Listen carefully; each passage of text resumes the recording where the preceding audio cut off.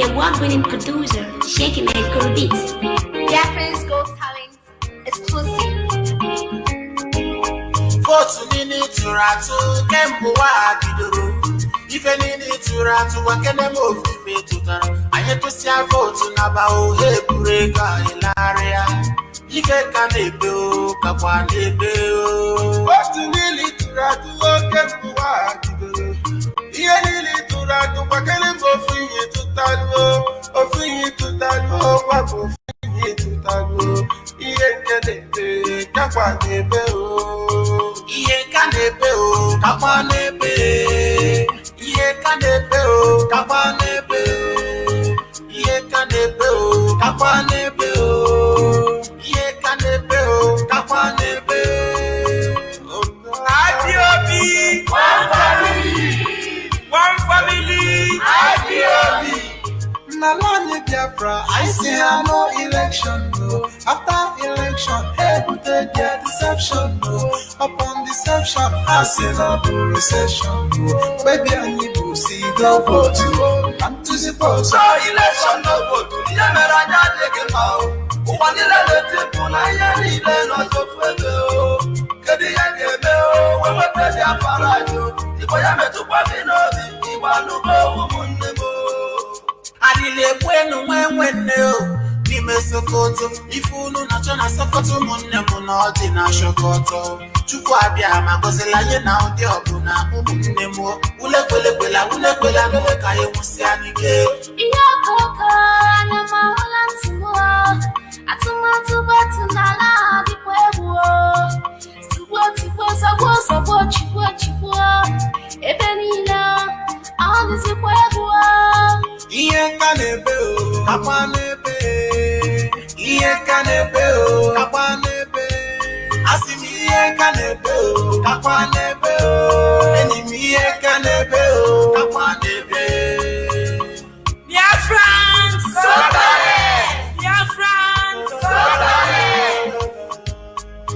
Tuwali kenuche alonti ochichi anapano buda.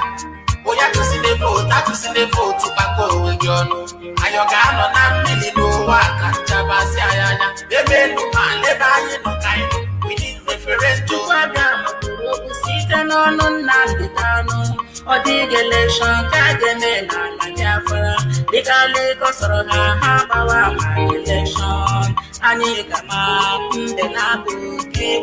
Imana tigeji na bana tiabanyanya. I took us a fabulaga, you banaga, all passes or referendum, Bukwa in the Maka. One demo at the voters. Break it down. Alilia Buano Mo Bobia Mawala Mumunem, Emasi, no Pananto, Nkwa, Fanchalo, no Nanto, no. Iye kanebe o, kakwa nebe. Iye kanebe o, kakwa nebe. Asimi iye kanebe o, kakwa nebe o. Iye kanebe o, kakwa nebe. IPOB, one family. IPOB. All Biafrans are saying, Ayagaya to vote, also.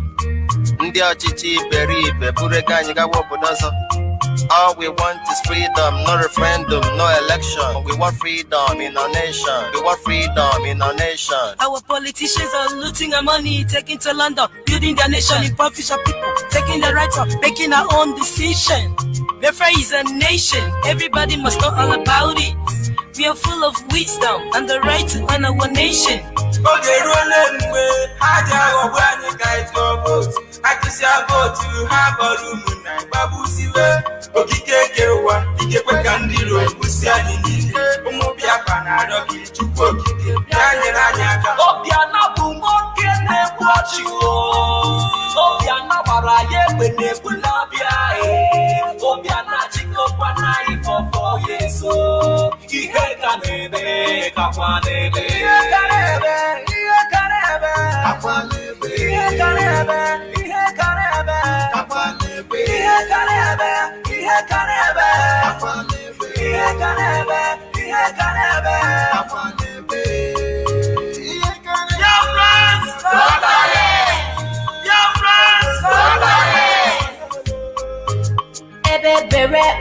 wherever. Kasi Biafra Kumpaya. Obu Biafrans believe no election to referendum.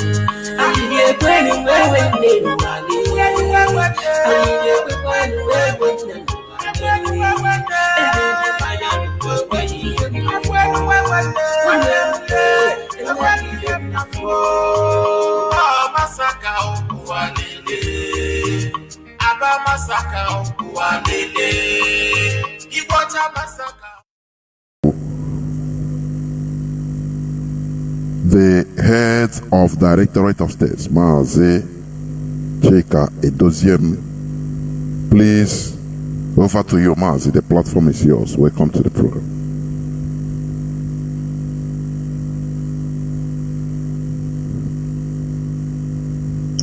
Good evening, Mazi Jonathan. I wouldn't know if I am coming out clear, please. You are, Mazi. Please go on. You are.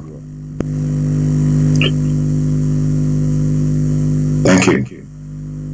Good evening, good afternoon, good morning, and good night, wonderful and great Biafrans all over the world. My name is Mazi Chika Edoziem. I come from Ihe Oma. Ihe Oma is in Olu province of Biafra land. And by the grace and mercy of Chukwu Abiyama, I serve the indigenous people of Biafra in the Directorate of State as the head of Directorate. This is an emergency broadcast. Many of us will have noticed and will have seen, you may have read the engagement that has bare by our traditional custodians, those who are the custodians of our tradition and customs, the Igwes and the kings.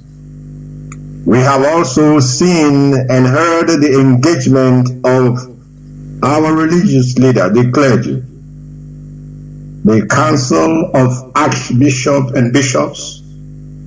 We have seen the engagement and we have heard the engagement of genuine elders in Biafra land, whom have made it a point of responsibility and duty to see that the leader of the indigenous people of Biafra, the supreme leader, Mazi Nnamdi Kanu, is released unconditionally and in the shortest possible time. We can remember, excuse me, we can also remember that our leader is a person who is very, very, he listens to advice, and he listens and respects the elders in our land. We also are aware that the concern of the indigenous people of Biafra worldwide is that the leader of this movement regains his freedom sooner than later. That is our priority, that is our objective, that is our concern. And all that we have been doing and all that we will continue to do is tailored to making sure that Onyendu Mazi Nnamdi Kanu rejoins us very soon. That he is released from the dungeon of the Zoological Republic of Nigeria unconditionally. And of course, to continue on this very path for our freedom and our liberation. Great Biafrans, it may not be the news that we all are expecting from the leadership of this movement tonight. But as I have said, the concern of the leadership and the concern of IPOB worldwide, our preoccupation is to ensure the safety and the release, unconditional release of our leader. And when we have seen that the engagement by these traditional custodians of our culture, and when we have noticed that the engagement by the Council of Archbishops and Bishops, when we realize that the genuine elders have engaged themselves positively to ensuring the freedom of our leader, we, the global family of this very movement led by Mazi Nnamdi Kanu, having gotten the order from the highest command of this movement, we hereby suspend our initial programmed sit at home, which ordinarily will have started from tomorrow up until the 10th of November. The instruction from the leader of this movement through our legal counsel and of course the brother of our leader is that Onyendu has instructed that we should suspend this very sit at home starting from tomorrow up till the 10th. So therefore, it is hereby suspended. I want to say that the intelligence report at our disposal has exposed the plan of the DSS. They are planning it. You could remember that I said in my last broadcast that these people, they have shipped more than 34,000 police personnel, excluding the army, the civil defense, the DSS, and the Navy and the Air Force. They have pushed all these into our land. And the intelligence report at our disposal has revealed that the DSS are releasing on the 6th a group of their terrorist instruments, the group that they use to commit evil anywhere and everywhere they wish to commit evil. They are releasing them into Biafra land in order for them to commit atrocities and then turn around to tell the world that the IPOB is a violent movement.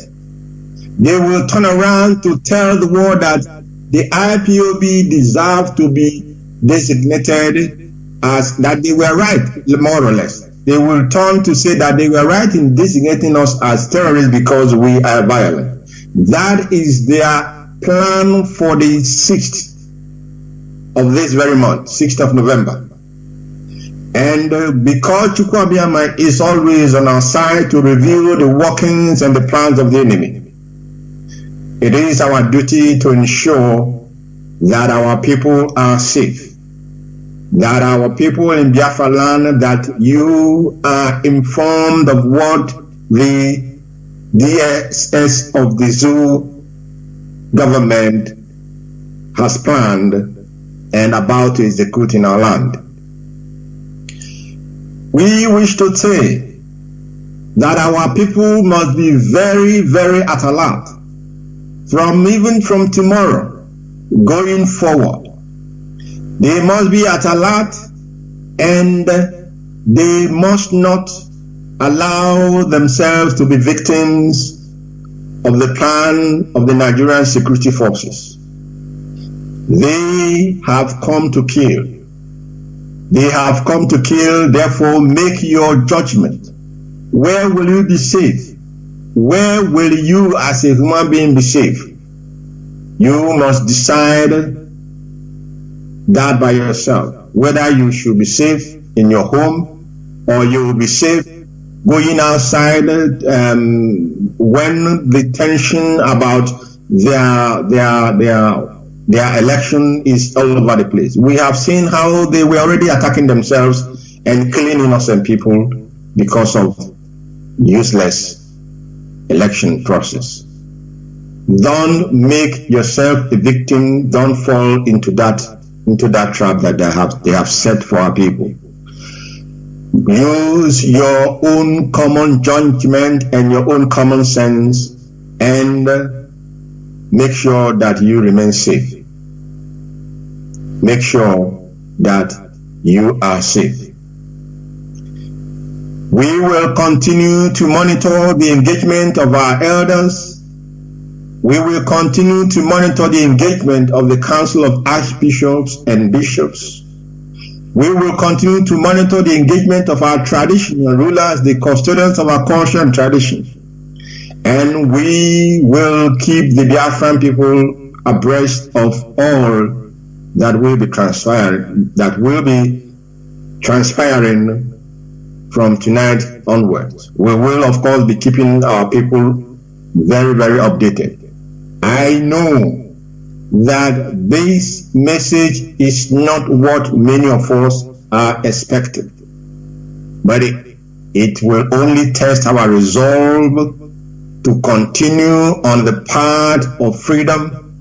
It will only test our resolve to continue on the path of our propagation for the redemption of the people of Chukwu, the Biafran people. This time will only test our resolve to know that we are loyal 100% to the highest command of this very movement. Therefore, I call upon all of you great Biafrans. I call upon all of you wonderful members, family members of the indigenous people of Biafra. Even if you may not like this very decision, you must follow the order that has come from the highest command, and we have funded this very sit at home that we called from yesterday up to the 10th. I think this is all I have for all of you tonight. Remain very, very firm, remain very, very focused.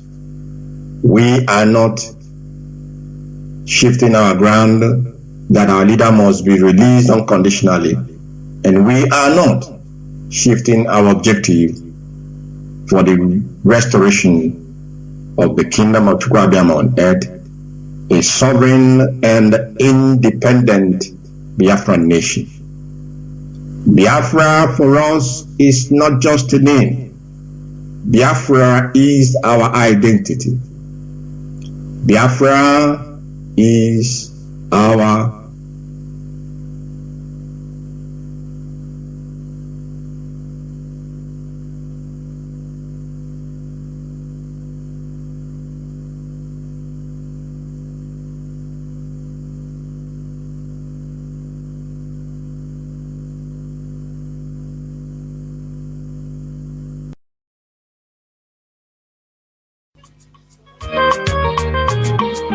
From the award-winning producer, Shaky Cool Beats. Biafran's Gold Talent exclusive. Votu nini turatu kembu wa bidoro. Ife nini turatu wakene mofi tutara. Ayetusia votu naba ohe bureka ilaria.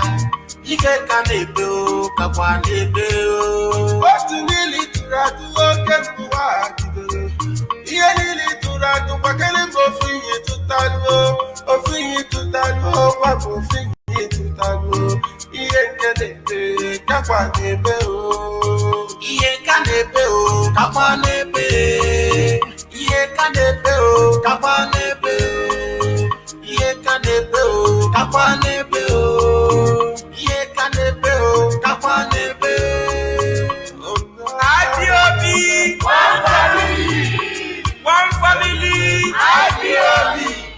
Nalani Biafra, I say I no election, no. After election, hey, put their deception, no. Upon deception, I say no do recession, no. Baby, I need to see the vote, no. I'm to suppose. So election no vote. Yameranya deke mao.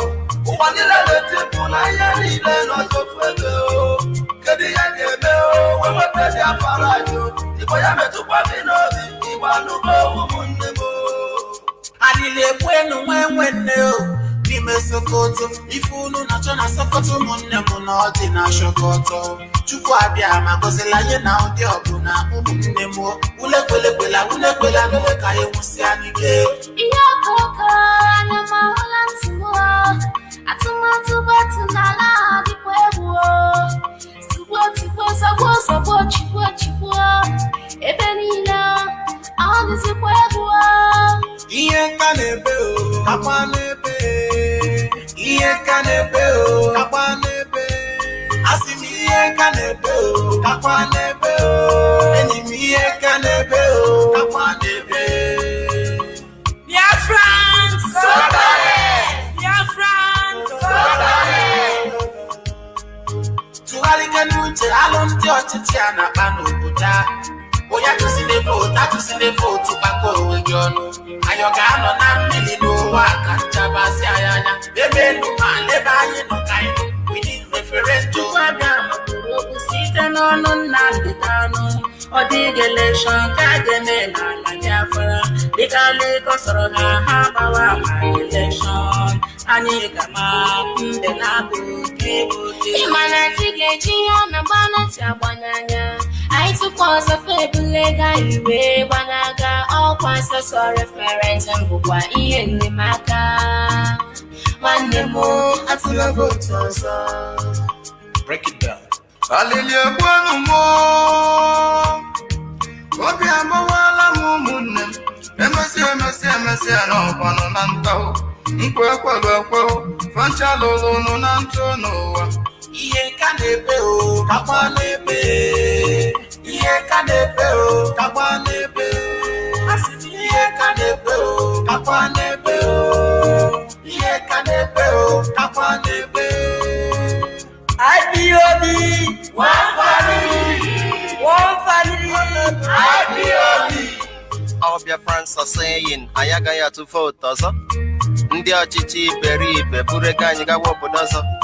All we want is freedom, no referendum, no election. We want freedom in our nation. We want freedom in our nation. our politicians are looting our money, taking to London, building their nation, impoverishing people, taking the rights of making our own decision. Biafra is a nation, everybody must know all about it. We are full of wisdom and the right to run our nation. Oge ruole mgbe ha ji aghọgbu anyị ka anyị tụọ vootu. Atụsịa vootu ha gbara ụmụnna gbagbusiwe. Okike eke ụwa ikekwe ka ndị iro egbusi anyị niile. Ụmụ Biafra na-arịọ gị Chukwu okike bịa nyere anyị aka. Obiana bụ nwoke na-egbu ọchụ. Obiana gbara ya egbe na-egbu n'ọbịa. Obiana chịkọkwa n'anyị fọfọ ya eso. Ihe ka na-ebe, kakwa na-ebe. Ihe ka na-ebe, Kakwa na-ebe. ihe ka na-ebe, ihe ka na-ebe. Kakwa na-ebe. Ihe ka na-ebe, ihe ka na-ebe. Kakwa na-ebe. Ihe ka na-ebe, ihe ka na-ebe. Kakwa na-ebe. Ihe ka na-ebe. Biafrans,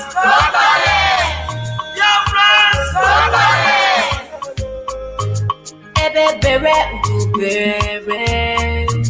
Kasi biya bila nkumpaya. Obu ye Biafrans believe. No election to referendum. Anyị ekwenụ wewe nne n'ụwalị. Anyị ekwekwanụ wewe nne n'ụwalị. Anya bụkwa ekwenye ihe n'afọ. Nwanne m enweghị ihe n'afọ. Masaka ụwa niile. Calabar massacre, Wanele. Iguacha massacre, Wanele. Ebonyi massacre, Wanele. Asaba massacre, Wanele. Maya Sendu massacre, Wanele. Calabar massacre. No Biafra, no election. Wanele. Asị m agwa ntị ma ntị anụ ebuwe isi ebukọta anya na ntị ọkwa maka adị ama ama. We need peace, we choose freedom. We need peace, we choose freedom.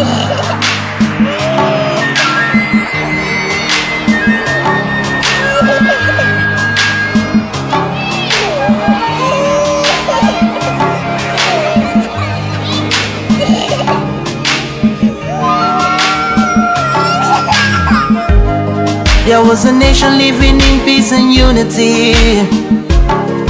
Notice that.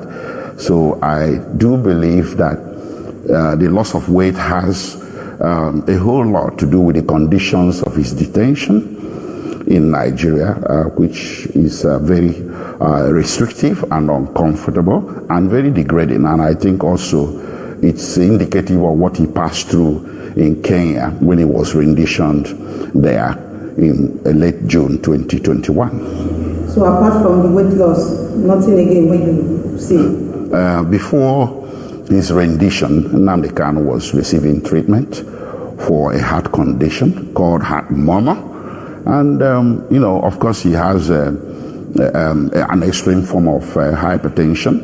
His medical report is a matter for public consumption through the facility of the processes we filed in that regard. He was receiving treatment in Texas, United States, back in February this year for that. And when he entered Kenya sometime in May, he also made contact with a hospital in Kenya to treat these conditions. And these conditions persist. And our thesis, our position is that the DSA's facility is, a poster exemplar of what detention facilities in Nigeria are like in terms of inadequacy of medical facilities. I don't believe that DSS facility has the competence or the medical competence to take care of his medical condition, which we consider life-threatening. Okay, and now we don't finish for the appearance. Many Nigerians want to know what happened inside the court during the trial. Even top people, journalists, were supposed to bring out information. They don't allow some of them enter inside the court. So you can tell us what happened for inside the courtroom before and after Nnamdi Kanu pleaded not guilty. What happened was that it took a little while before they brought him inside. So when they brought him inside, it wasn't in chains. If you recall, on 29 June 2021, when they presented him subsequent to the rendition, he was in chains. He was in manacles, and that's unconstitutional. You shouldn't be doing that to suspects. Nigerian Constitution says you shouldn't. The Supreme Court of Nigeria said you shouldn't. So they, anyway, on 21st October, they didn't. So he wasn't in manacles. He wasn't in handcuffs. So he walked freely inside the confines of the courtroom, and he received salutations from his counsel and gathered other people who were in the court, and we had opportunity to have photo opportunities with him. We snapped pictures with him, and it was a more relaxed atmosphere from what it was the last time he wasn't presented in court. It wasn't raucous, it wasn't noisy, and only few people were, of course, allowed inside the courtroom, and I believe that had more to do with the COVID protocols. Of course, the prosecution made a presentment of the amended charges. If you recall, they had amended these charges a few days to the hearing, and again they did another amendment which I considered more of sua sponte on the spot, and of course there was no opportunity that the defense has. I don't think we were given sufficient opportunity to go home and study these charges to see how our client would respond to them. But again, the judge wanted a plea to be taken, and that's exactly what happened. So a plea was taken, and I don't think that has prejudiced the challenges, the constitutional challenges we have to these charges, which will come up on the 10th of November. Okay, on Friday, the Attorney General of the Federation, where the Minister of Defense to Abubakar Malami, he hold press conference on Friday, and me too, I've been there. He read plenty things where Nnamdi Kanu and IPOB do. Some of the things when talk, he say, in some accused for Nnamdi Kanu, saying instigate violent attacks for democratic institutions like correctional centers, police stations, INEC offices, and others between October 2020 and June 2021. As Malami talked this thing on Friday, you don't tell your client Nnamdi Kanu about this latest development. You have asked me this question now about the press conference that was done by the Attorney General on Friday. It's quite surprising that a day after these hearings, I think it was a day after or 2 days after, the Attorney General saw the occasion to address a press conference that is diametrically removed from what happened in court. You see, Attorney General should be reminded that, despite his duality of role under Nigerian Constitution, he's also the Attorney General of everybody. His job is not regime protection. His job is to uphold the law and see that justice is done to every Nigerian citizen, and even foreigners who happen to find themselves in Nigeria. What he appears to be saying on Friday is akin to saying that the witch cried at night and the baby died in the morning. Therefore, the witch killed the baby. You see, he read off all these allegations without substance. He never presented any evidence. And we have this particular one concerning the NSAS protest. We had commissions of inquiry across the country, particularly in Lagos, and I think they had one in Imo State as well that I know personally about, and there was nothing from any of these commissions of inquiry that returned an indictment of Mazi Nnamdi Kanu or IPOB in the aftermaths of the NSAS protest. So that accusation was made in bad faith, and it's intended to poison the minds of the public and also to prejudice the mind of the court as well. It's a highly prejudicial interview, and we are studying the contents to see whether there is going to be any legal reactions that should come from our side. Okay, we never finished with the accusation where Malami, the NACFO, Nnamdi Kanu death. He also told say on 21st October 2020, your client do online calling radio program for when using Radio Biafra to instigate IPOB members and NSAS. Wait, listen, I understand the question. You see, this matter is sub judice. I want to break it down. No, I can't allow us to go into an excursion of what is before a competent court of law in Nigeria. If the Attorney General doesn't want to keep the rules of sub judice, this is a matter before the court. If he has any evidence that our client was caught up in any wrongdoing or criminality, he should know better than anybody else that the proper forum for presentation of that evidence is a court of law, not calling press conferences. So if the Attorney General is preempting the Nigerian judiciary, if the Attorney General is disrespecting the Federal High Court, I will not play that game and stay here and disrespect the Federal High Court. I will wait for him to come before the court with any evidence that he claims to possess, so we can meet him in court toe to toe. If there was any radio program, a respected medium like BBC could have been aware of it more than my humble self. So if the Attorney General monitored any radio program, I think there was something about a radio program that was monitored in Enugu, not in Abuja.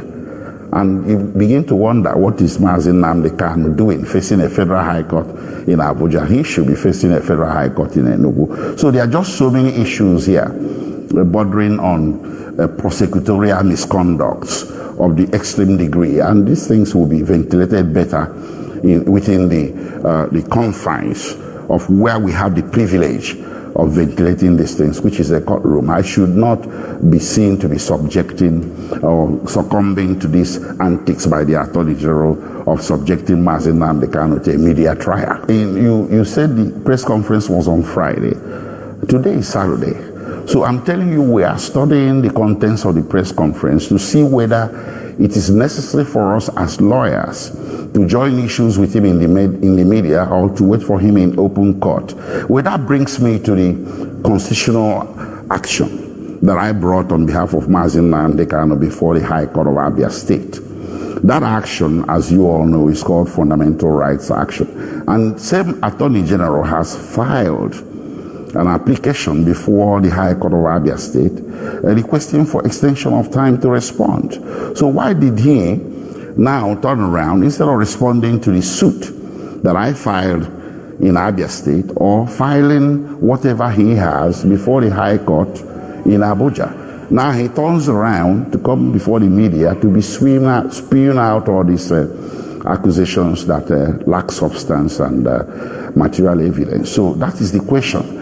The question, again, I'll repeat, is if the Attorney General has something that he believes to be cogent and material, he has a forum where he should present those things, and that forum is not before the Nigerian public, but before the courts of the land, which are now considering the various processes that are ongoing before them.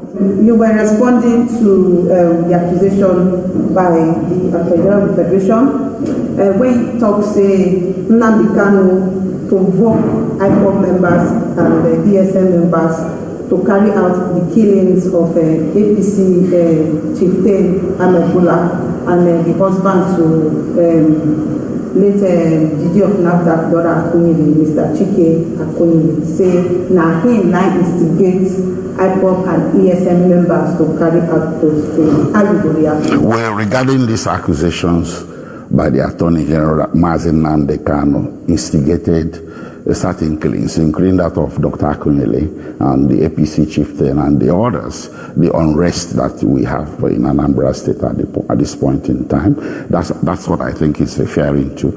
I am here to tell you that we have charges in open court. The Attorney General have filed charges that don't contain these allegations. So I think the best place to address these allegations, or if he has any evidence, is the courtroom before the Federal High Court. Coming to the Nigerian public to begin to adduce new allegations that are different from what is before the court, I think is improper. Now maybe talk about what concerning this and the Anambra elections. The elections will happen November 6th. So what do you think about the democratic dispensation of your clients as it relates to the November 6th election for Anambra State? Well, you see, there are more important issues in Nigeria than elections. Elections can come and go, but those issues will remain. The issues are clear, that a lot of people who are Nigerians are no longer happy being Nigerians. It doesn't make them unpatriotic. It doesn't make them criminal.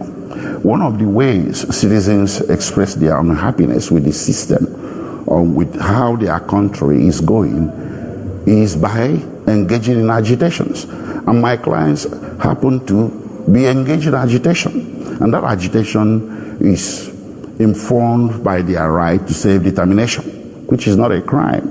I don't think criminalizing the demand of a people, of millions of people.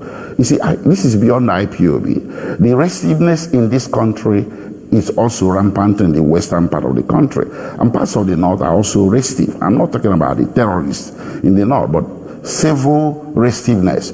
So it indicates an overall unhappiness that is coming from vast majority of Nigerians with the way things are, with the way the system is structured.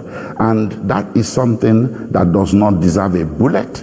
It does not deserve prosecution, which is now turning to be a persecution. What it deserves is dialogue, civil engagement, constructive engagement. That's the only way you get to the position where everybody will be comfortable with an arrangement for a new Nigeria that would ensure equity and social justice for all. If somebody is saying, I want out, I don't want to be a Nigerian anymore, he's not committing any crime.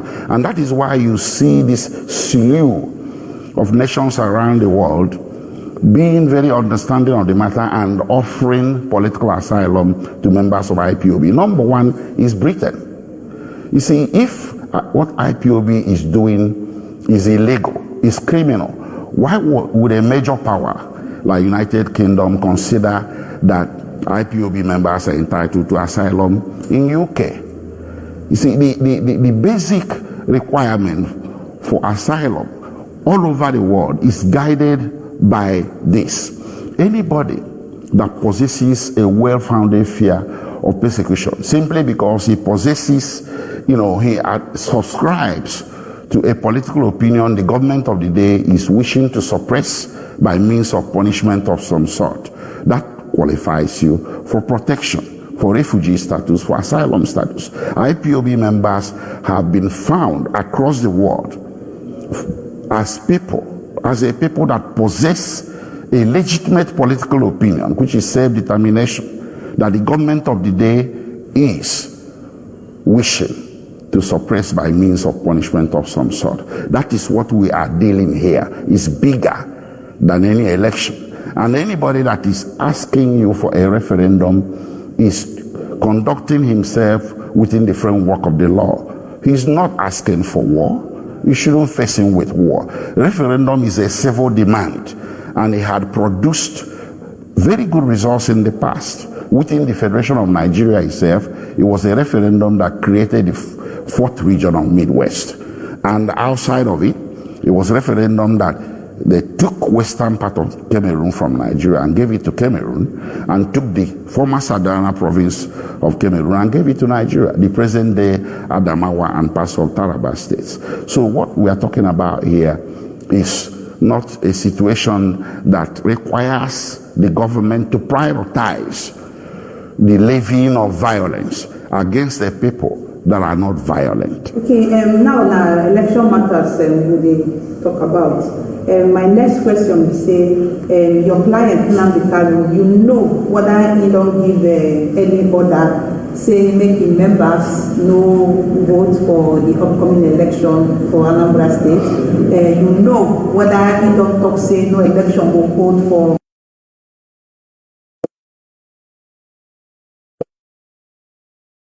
the southeastern region. Let me the next question. I can tell you on good authority that what concerns Nnamdi Kanu at this point in time is this question. The question is that the prosecutor, the Federal Republic of Nigeria, has lost her jurisdiction, her authority to try him in court because of the extraordinary rendition. This is what he's confronting right now. Nothing compares at all. That is the most important task at hand, that someone would be subjected to such flagrant violation of international law and the municipal laws of Kenya and Nigeria, and then you think you can subject that person to trial? No, you can't. This is what concerns my client Nnamdi Kanu at this point, and that's what we are dealing with. So, what did the try to say the Anambra State election no concern them at this time? What I'm trying to say is that the matter of the moment that the Nigerian public should concern itself about is what happened to him. If it's not important, I don't see why a very strong, advanced, powerful nation like United States should be filing something in Nigeria requesting for extradition of Abba Kyari to United States to answer to some criminal allegations. If that's not important, all they needed to have done is to come to Nigeria and rendition him by force. So this is a very important subject that I think Nigerian public should advert its minds to. And the second one I want to point to is the what I have seen as the reluctance of the British government to exact her diplomatic influence over this matter. Nnamdi Kanu is a dual citizen. At the very best, he's a dual citizen. As the very worst, he had publicly renounced his Nigerian citizenship. But let us assume, for purposes of this conversation, that he's a dual citizen of Nigeria and Britain. That does not justify Nigeria renditioning him in this way. Britain wouldn't have renditioned him as well. Britain has a public policy against extraordinary rendition that dates back to 1984, when Nigeria attempted to rendition Omar Diko. It didn't succeed, but it drew countervailing and strong diplomatic responses from Britain. Britain cut diplomatic relations with Nigeria for 2 years. They arrested 17 persons, convicted 4, who served between 6 to 8 years imprisonment in UK, and they were subsequently deported. And the Nigerian aircraft that was going to be the vessel for the rendition, was interdicted in Britain. So that sort of response is what we expect could have occurred in this situation of Nnamdi Kanu. Whether it's going to occur, I don't know. I don't know what they are doing, covertly or otherwise. But we haven't seen any strong actions by the British government towards the direction of protecting the rights of their citizen, Mazi Nnamdi Kanu. The allegations still they say the sponsors of Nnamdi Kanu and IPOB, then someday Nigeria, someday abroad.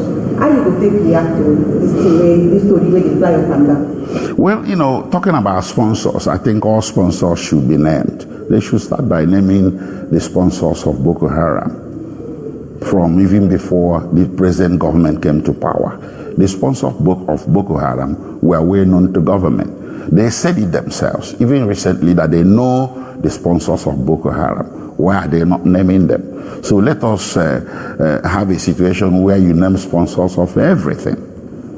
You don't just make a wide allegation of sponsors without naming names. Name names. You get people where their business don't scatter, they don't lose money because of all the katakata where they happen for Southeast region and even Nigeria at large. And within your client, Nnamdi Kanu gets to tell this Nigeria. You see, what is going on here, which I don't want the media to be hoodwinked into playing a part, is this trial by ordeal. Nnamdi Kanu here, Nnamdi Kanu there. What about ISWAP, Islamic State in West African Peninsula, that now possesses a weapon that threatens civil aviation in this country? There have been media reports recently, credible media reports, that Nigerian security or Nigerian government had to pay certain humongous amount of money to retrieve a projectile or some kind of a missile possessed by the terrorists that could down any civil aircraft in this country, including that of the president. And we're here thinking Nnamdi Kanu is the problem of this country. Nnamdi Kanu is the solution to the problems of this country. I can tell you that on good authority. Anybody that listens to him very well and keeps an open mind will be seeing him spewing solutions, not problems. The problems of this country are bigger than what we are talking about. So making him the poster boy for all the problems of the country is the most unfortunate thing that has happened in recent times. It is trial by ordeal. If you want to solve the problem of this country, you start from the head. The fish rots from the head, and we know where the head of this country lies.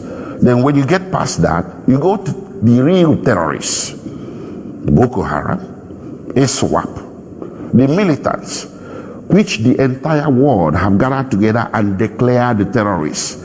How can Nigeria be isolated in her declaration of IPOB as a terrorist organization and no single nation in the world has fallen in line to do the same thing? It's a very, very topical question that should be put out there. People should think about it. Instead, Countries all over the world are doing the opposite. They are saying IPOB is not a terrorist organization. That means Mazi Nnamdi Kanu is not a terrorist. So this prioritization of Mazi Nnamdi Kanu as the singular problem this nation is facing is one of the pointers to what is structurally wrong with this country, Nigeria of the present era. It is wrong. It shouldn't happen. So if you be Nnamdi Kanu na no dey here, but we dey see you now as Nnamdi Kanu mouthpiece, wetin you go tell Nigerians wey don suffer one loss or the other? How you go take comfort them? Well, the comfort is given to Nigerians is very simple. Tell your government to listen to voice of reason. That's how he puts it. And that voice of reason is to conduct a referendum. That's what he's been saying all along. Nothing else. And that very position he has taken root not only in Igbo land, in Southeast. He has supporters, millions of supporters across South. And he's also garnering supporters in Middle Nigeria and even up in the north. Nnamdi Kanu is the voice of the downtrodden. Anybody, in fact, he represents, the voice of justice. So if you listen to him and as a government and keep an open mind, what he is saying really is not something that should threaten the state. It's something that in the end will benefit everybody. So it's not something you levy a war of attrition against, whether it's a judicial or prosecutorial war or military war. It's something that you call him to the table and engage him constructively and ask him questions. How do we get to saying yes? He's not a lone voice in the wilderness. He represents the voice of millions of people that cuts across Nigeria. Nnamdi Kanu dey for DSS and in trial to go on, yet everything still dey go on as usual. Which people where they support Nnamdi Kanu for Nigeria? Where they dey? It's very business when they do, where we say even as if they for DSS and things still dey go on. It's a very good question. If by everything that is going on, you mean the civil seat at home, the overwhelming success of the civil seat at home, if that's what you mean by everything that has been going on while he's being detained, that underscores that he's in charge. That underscores his popularity. That underscores his influence and reach. And that underscores the legitimacy of what he demands. He's in incarceration. He's incarcerated. But look at what is going on. People are sitting at home on their own, voluntarily, civilly. And you want to ignore that? And you think you can subdue it by what? The only way you can deal with that is to talk about it. My last question for you. Still that Thursday, I hear as the supporters will come court after they sing, they happy as everything they go on for court. They still talk say that election, November 6th, say they no go. Why then they talk like that? Well, them still talk say, me, they still the talker. The most important things in this country are not being talked about. Why are we married to elections within a system that is so dysfunctional that even your elections are highly questionable? That's what I think Nnamdi Kanu seems to be saying. So it goes beyond election boycott or this mantra of no elections. He's instead saying there are issues that are more important than elections that need to be addressed first. Why this obsession with elections within a system that is so sick, so dysfunctional, that when you deal with these issues first, elections will come naturally without any